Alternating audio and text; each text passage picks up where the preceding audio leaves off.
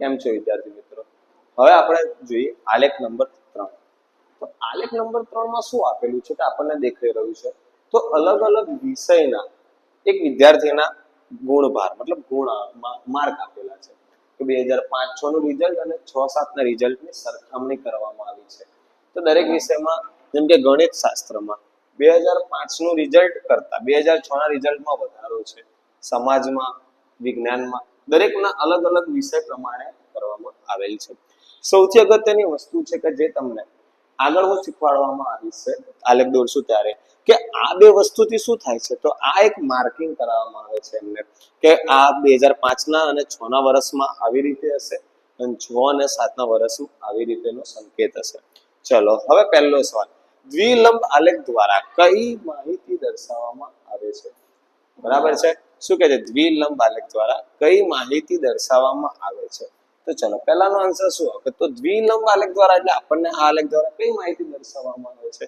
તો આ આલેખ દ્વારા આપણને વિદ્યાર્થીના 2005-6 અને 6-7 ના રિઝલ્ટમાં કેટલો વધારો થયો છે કે કેટલો ઘટાડો થયો છે તે દર્શાવવામાં આવે છે. માટે શું લખાય કે દ્વિલંબ આલેખમાં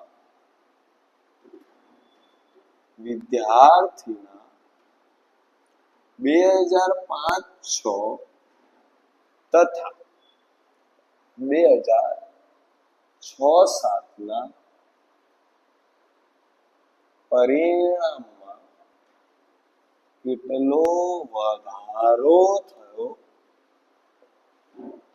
તે દર્શાવવામાં આવે છે. ખબર પડી શું દર્શાવવામાં આવે છે? તો વિદ્યાર્થીના 2005 અને 6 ના રિઝલ્ટમાં કેટલો વધારો થયો તે. ચલો કયા વિષયના દેખાવમાં સૌથી વધુ વધારો થયો છે? તો આપણે અહીંયા જોઈએ. ચલો તો ગણિત શાસ્ત્રના વિષયમાં પેરેગ્રાફ તમે જોઈ શકો છો. સમાજ, વિજ્ઞાન, અંગ્રેજી એટલે તમને પેરેગ્રાફ જોતા સાથે પહેલા તો સમજાઈ જ જશે આલેખ જોતા સાથે કે ગણિત શાસ્ત્રમાં ખૂબ જ વધારો થયો હોય તેવું લાગે છે. માટે તો ગણિત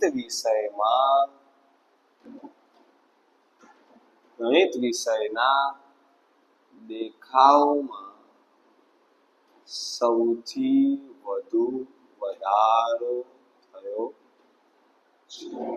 ઓકે ચલો તે રીતે બીજો સવાલ કે આપણે વધુ જોઈએ તો કયા વિષયમાં સૌથી વધુ ઘટાડો થયો છે? તો આગળના વધારાના છે, પાછળના ઘટાડાના છે. તો ઘટાડો તો એકમાં જ થયો છે, બાકી બધામાં તો કેવો છે? વધારો. આ કેવા છે? સમાન છે. ચલો તો અંગ્રેજીમાં તો કયા વિષયમાં તો ઘટાડો કયા વિષયમાં થયો? તો અંગ્રેજી વિષયમાં દેખાવમાં સૌથી વધુ ઘટાડો થયો છે. ખબર પડી? ચલો ચોથો, કયા વિષયમાં દેખાવ સમાન છે? તો આપણને દ્વિલંબ આલેખ જોઈને જ ખબર પડી જાય છે કે દરેક વસ્તુમાં વધારો વધારો વધારો ઘટાડો, પરંતુ હિન્દી વિષયમાં કેવું છે? સમાન. તો આપણે શું લખાય કે હિન્દી વિષયમાં દેખાવ સમાન છે. ઓકે આપણે 3 આલેખ જોયા જેમાં પહેલો હતો ચિત્ર આલેખ, બીજો લંબ આલેખ અને ત્રીજો દ્વિલંબ આલેખ. 3 આલેખને આપણે જોયું. ત્રણેયમાં આપણા પ્રશ્નોના ઉત્તર આપ્યા.